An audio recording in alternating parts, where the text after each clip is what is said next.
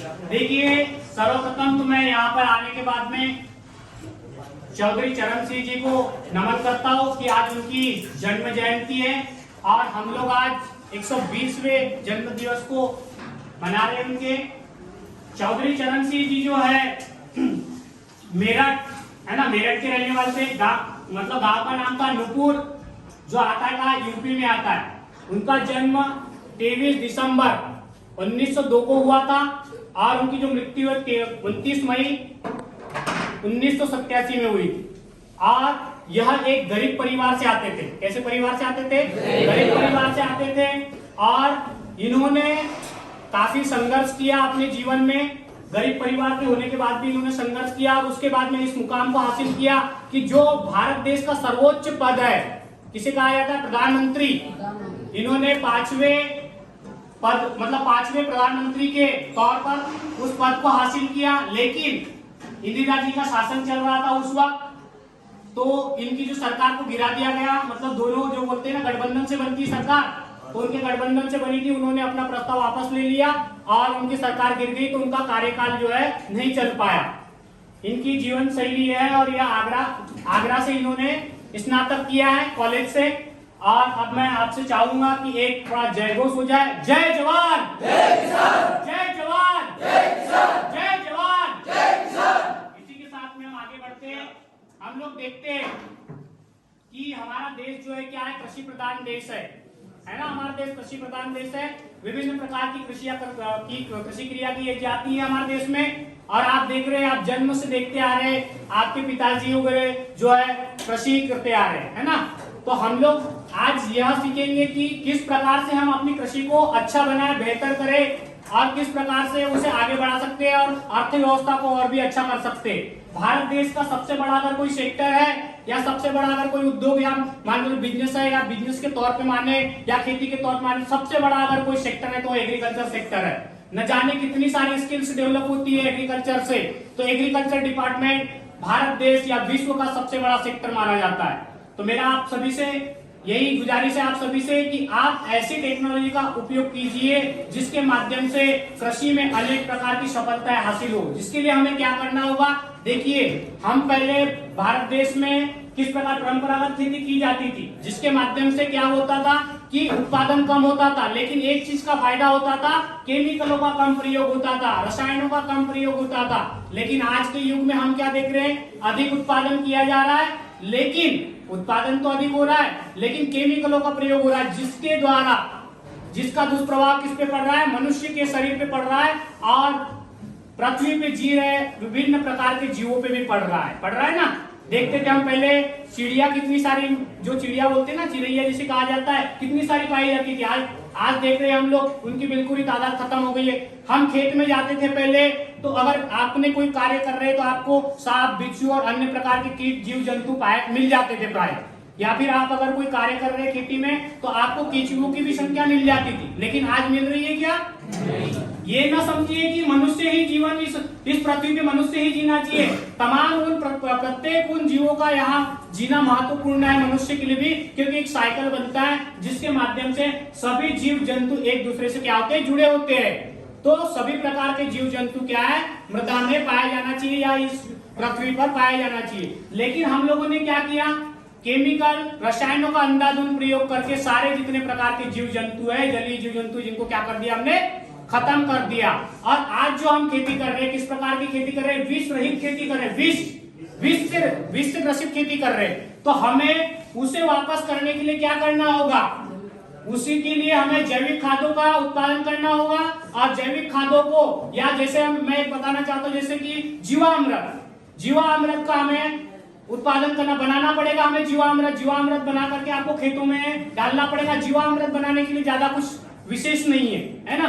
तो ये आपका क्या हो जाएगा? जैविक हो जाएगा। जैविक प्रकार की, जैसे हरी खादों का निर्माण करना होगा, वर्मी कंपोस्ट का निर्माण करना होगा, और भी प्रकार का वर्मी वाश का उपयोग करना होगा। इन सब चीजों से अपन लोग क्या कर सकते हैं? जो पुरानी पद्धति खेती है जो, उसे हम क्या कर सकते हैं? वापस ला सकते हैं। और जिस प्रकार से आज जो महामारी फैल रही है अन्य प्रकार की, उन महामारियों को क्या कर सकते हैं? हम लोग खत्म कर सकते हैं। तो आपसे यही कहना चाहूंगा कि आज देखिए, हम जो खेती कर रहे हैं, और आप लोगों को आपके माता पिता ने यहाँ क्यों भेजा गया है उसका भी शाब्दिक अर्थ समझ लीजिए। वो जिस प्रकार से खेती कर रहे हैं या वो जिस प्रकार से रोटी कमा रहे, वो नहीं चाहते कि आप भी उसी प्रकार से खेती करें या आप उसी प्रकार से बने। वो चाहते कि आप उनसे बेहतर बने। लेकिन आप ये कब बनेंगे? आपको गहन अध्ययन करना होगा।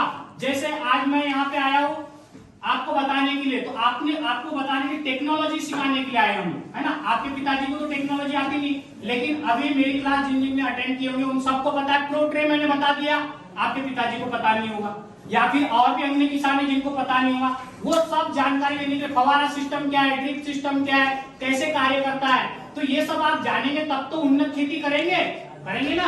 तो ये सब जानने के लिए आपको स्टडी करना होगा और एक एकाग्र चिंतन करके आपको अच्छी पढ़ाई करनी होगी, है ना। तो ये सब सारे जो है सिस्टम समझने के लिए आपके पिताजी, आपके माता पिता ने कड़ी मेहनत करके आप लोगों को यहाँ भेजा है ना, कि आप लोग एक अच्छा स्टडी करके। और ये भी देखिए, एक और चीज बता देता हूँ, अगर आप अच्छी स्टडी कर लेंगे और अगर आप अच्छे कॉलेज से अगर पीएटी या क्रैश कोर्स जो भी आपको करना है वो कर लेते हैं और अच्छे कॉलेज में आपको एडमिशन मिल जाता है, आपको विदेश की भी टूर मिलती है, तो आप विदेश जाकर के भी जो बाहर की टेक्नोलॉजी है, जैसे पॉली हाउस है, जैसे नेट हाउस है, ये अन्य प्रकार का, मतलब कम पानी में ज्यादा उत्पादन, कम पानी में बचत के हिसाब से आप लोग खेती ले सकते हैं, मतलब कोई भी खेती कर सकते हैं सिस्टम अपना करके। तो उसके लिए भी आपको क्या है, प्रावधान गवर्नमेंट की तरफ से मिल जाता है।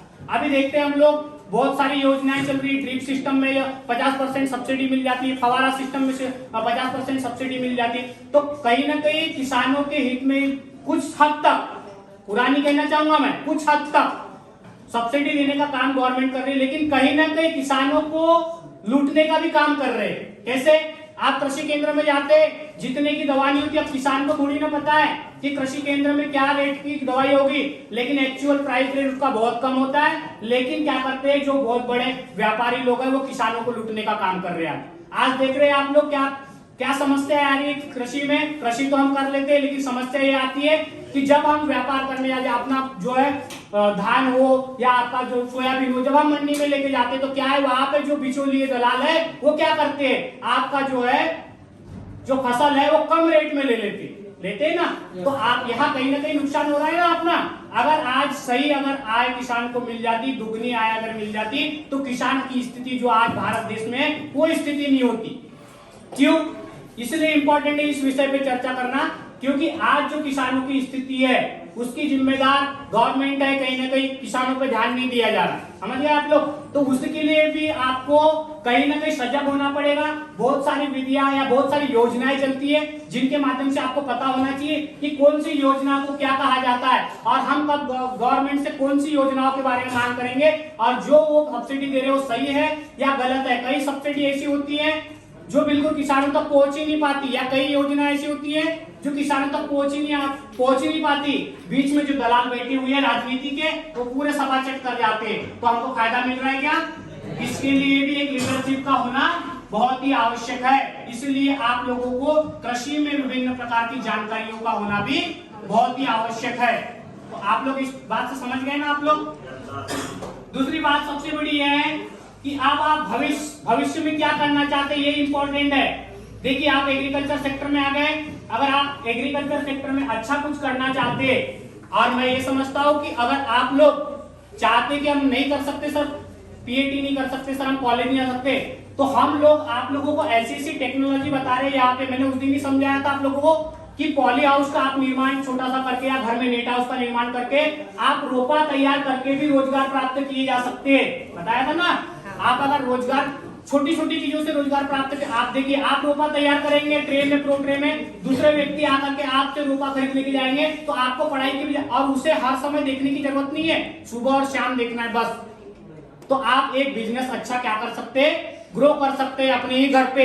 तो आप लोगों को ज्यादा भी दिक्कत की बात नहीं है, ज्यादा भी टेंशन लेने की जरूरत नहीं है। लेकिन मेरा एक ही सुझाव है आप लोगों से कि आप अच्छी मेहनत कीजिए, अच्छी पढ़ाई कीजिए और आगे बढ़िए।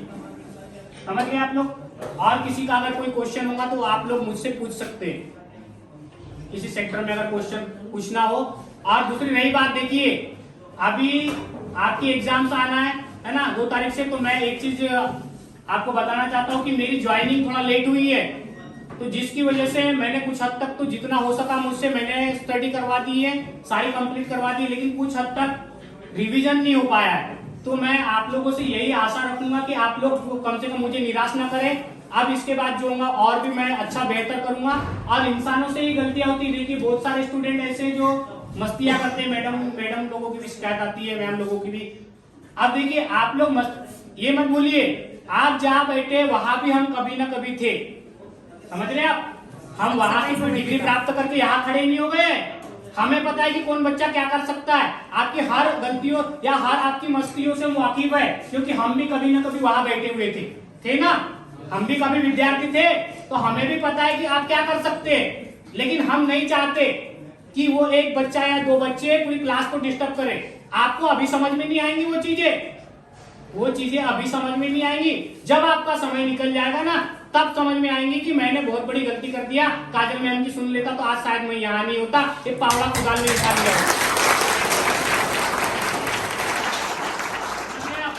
उसी प्रकार भगवत गीता में लिखा हुआ अध्याय नंबर 3 श्लोक नंबर 36,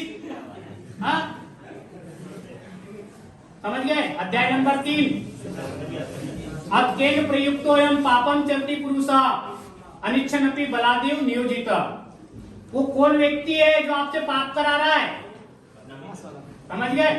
या बलपूर्वक स्कूल भेज रहा है।